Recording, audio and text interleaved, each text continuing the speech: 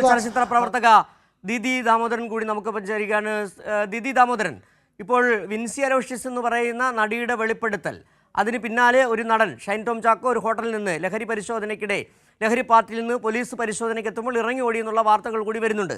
ഇവിടെ സിനിമാ മേഖലയിലെ ലഹരി ഉപയോഗം വലിയ തരത്തിലുള്ള സംശയനിലയിലേക്ക് പൊതുസമൂഹം ഈ സിനിമാ മേഖലയെ ആകെ സംശയത്തോടെ നോക്കുന്ന നിലയിലേക്ക് കാര്യങ്ങൾ വരുന്നു. ആ നടി പറഞ്ഞത് വളരെ ഗൗരവത്തോടെ തന്നെ കാണേണ്ടത്. നടി പറഞ്ഞത് പരസ്യമായി തന്നെ സിനിമാ സെറ്റിൽ ലഹരി ഉപയോഗിക്കുന്നുണ്ട്. അതിൽ തന്നെ ഈ ലഹരി ഉപയോഗിച്ചതിന് ശേഷം മോശമായി പെരുമാറുമ്പോൾ പറയുന്നത് മനസ്സിലാക്കാൻ പോലും കഴിയാത്ത തരത്തിലേക്കാണ് ഈ നടന്മാർ പെരുമാറുന്നതെന്നാണ്. എന്താണ് ഈ സിനിമാ മേഖലയിൽ നടക്കുന്നത്? സംഘടനകളുടെ ഇടപെടൽ ശരിയാണോ ഈ കാര്യത്തിൽ? ഇത് ഇപ്പോൾ ഉള്ള ഒരു പുതിയ കണ്ടുപിടുത്തം അല്ലല്ലോ. അത് ഹേമ കമ്മിറ്റി റിപ്പോർട്ടിൽ വ്യക്തമായിട്ട് ലഹരി ഉപയോഗത്തിനെ പറ്റി പറയുന്നുണ്ടല്ലോ. അതിനെപ്പറ്റി നമ്മൾ എന്തെങ്കിലും നടപടി എടുത്തോ?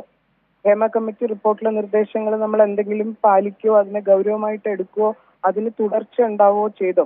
അത് തന്നെ ക്വാഷ് ചെയ്യാൻ പറ്റുമോ എന്ന് നോക്കിക്കൊണ്ടിരിക്കുകയായിരുന്നല്ലോ. അതിൽ കൊടുത്തത് വളരെ കുറച്ച് ആൾക്കാരുടെ മൊഴി മാത്രമാണ് എന്ന് പറയായിരുന്നല്ലോ. അപ്പൊ വീണ്ടും വീണ്ടും മൊഴികൾ എത്ര സാക്ഷ്യങ്ങൾ വേണ്ടി വരും ഇതൊക്കെ നടക്കുന്നുണ്ട് മലയാള ഇൻഡസ്ട്രിയിൽ എന്ന് തിരിച്ചറിയാൻ? പക്ഷെ ഒരു കാര്യം സമാധാനമുള്ളത്, മലയാളം സിനിമ ഇൻഡസ്ട്രി എന്ന് പറഞ്ഞാൽ ഇവിടെ നിയമത്തിനനുസരിച്ച് പ്രവർത്തിക്കേണ്ട ഒരു സ്ഥലമാണ് എന്ന ഒരു തിരിച്ചറിവ് ഇപ്പൊ നമുക്ക് ഉണ്ടായിട്ടുണ്ടെന്ന് തോന്നുന്നു.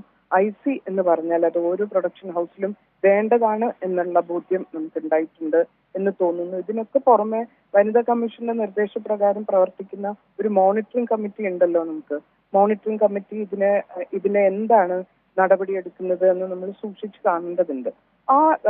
ഈ പറയപ്പെടുന്ന സിനിമ ഉണ്ടല്ലോ, ആ പ്രൊഡക്ഷനിൽ ഇതുണ്ടായിരുന്നു, IC ഉണ്ടായിരുന്നു. ICയിൽ പരാതിപ്പെട്ടിട്ടുണ്ട് എന്നാണ് പറയുന്നത്. അത് അവരെല്ലാം വേണ്ട പോലെ കാര്യങ്ങൾ മനസ്സിലാക്കുകയും ആർട്ടിസ്റ്റിനൊപ്പം നിൽക്കുകയും മറ്റേ ആളോട് അങ്ങനെ ചെയ്യരുത്, അത് അങ്ങനെ താക്കീതുകൾ കൊടുത്തതായിട്ടൊക്കെ പറഞ്ഞു കേൾക്കുന്നു. അതാണോ ICയുടെ പണി? അങ്ങനെ ഇത്രയും ക്രിമിനൽ ആയിട്ടുള്ള ഒരു ഒഫൻസ് നമ്മളുടെ പ്രൊഡക്ഷനിൽ നടക്കുമ്പം അയാൾക്ക് കൃത്യമായിട്ടുള്ള ശിക്ഷ അവർ കൊടുക്കണമായിരുന്നല്ലോ.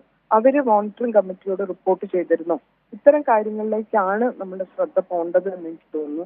അല്ലാതെ ഒരു പ്രത്യേക ആള് അയാൾക്ക് ചില സ്വഭാവ വൈകല്യങ്ങളുണ്ട് എന്ന് മാത്രം പറയുന്നതിൽ അർത്ഥമില്ല. പിന്നെ സംഘടനകളെ കുറിച്ച് ചോദിച്ചാൽ, സംഘടനകളൊക്കെ മാതൃകാപരമായിട്ടാണ് പെരുമാറിയിരുന്നതെങ്കിൽ മലയാള സിനിമയ്ക്ക് ഇങ്ങനെ ഇത്തരം ഒരു സിറ്റുവേഷൻ ഉണ്ടാവുകയില്ലായിരുന്നു.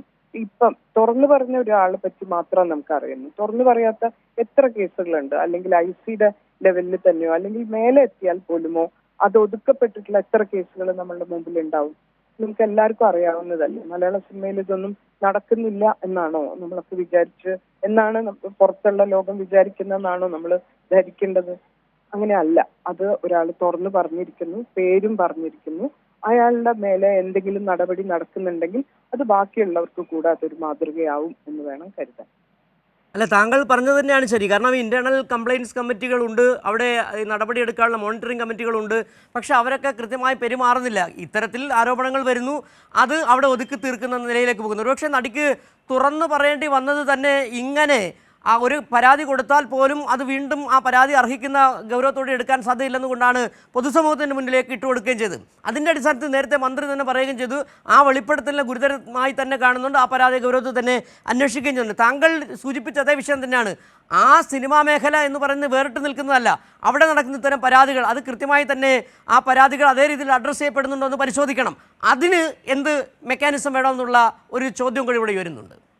ആ മെക്കാനിസത്തിന് വേണ്ടി ആയിരുന്നല്ലോ WCC കോടതിയിൽ പോയതും ഒരു വിധി സമ്പാദിച്ചതും. അതിനെ തുടർന്നാണല്ലോ വനിതാ കമ്മീഷൻ നിർദ്ദേശം നൽകിയിട്ട് മോണിറ്ററിംഗ് കമ്മിറ്റി എന്ന് പറഞ്ഞ് ഒരു കമ്മിറ്റി രൂപീകരിച്ചതും ഒക്കെ. അതിന്റെ ചേംബർ ആണല്ലോ അത് ചെയർ ചെയ്യുന്നത്. ആ കമ്മിറ്റി ആണല്ലോ ചെക്ക് ചെയ്യേണ്ടത് എല്ലാ പ്രൊഡക്ഷൻ ഹൗസിലും IC കൃത്യമായിട്ട് ഫംഗ്ഷൻ ചെയ്യുന്നുണ്ടോ ഇല്ലേ എന്ന്. ഈ ആർട്ടിസ്റ്റ് ഇതിൽ പോയിട്ട് പരാതി പറഞ്ഞുവെങ്കിൽ, ആ സിനിമയ്ക്കകത്തുള്ള ICയിൽ പോയിട്ട് പരാതി പറഞ്ഞുവെങ്കിൽ എന്തുകൊണ്ടാണ് IC അത് മോണിറ്ററിംഗ് കമ്മിറ്റിയോട് പറയാതിരുന്നത് എന്നോ അല്ലെങ്കിൽ അവരത് ഏത് രീതിയിലാണ് കൈകാര്യം ചെയ്തത് എന്നോ ഒക്കെയാണ് നമ്മൾ ചർച്ച ചെയ്യേണ്ടത്. കാരണം കറക്റ്റ് ചെയ്യേണ്ടത് സിസ്റ്റത്തിനെയാണ്, വ്യക്തികളെ അല്ല. വ്യക്തികൾ സിസ്റ്റത്തിനനുസരിച്ച് പ്രവർത്തിക്കുക മാത്രം ചെയ്യുന്നവരാണ്.